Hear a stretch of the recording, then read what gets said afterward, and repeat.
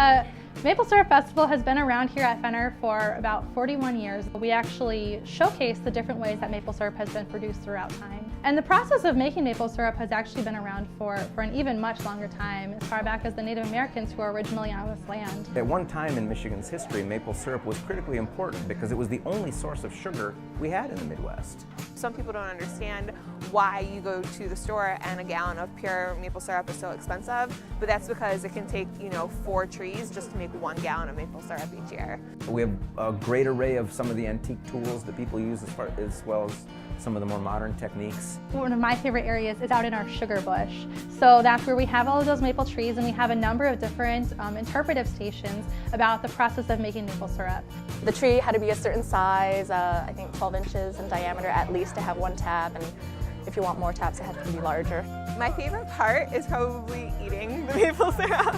There's a not-for-profit named Chris Cakes that comes down, and they're kind of acrobatic pancake makers.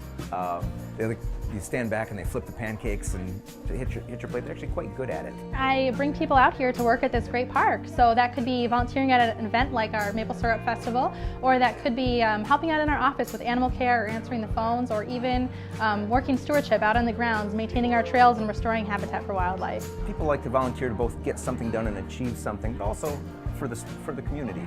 A lot of people like maple syrup. It's nature's candy. It's an incredible, source of natural sugar. We see everyone in the community that are all from different parts of their life coming together and bonding over this beautiful part of nature that we're able to benefit from.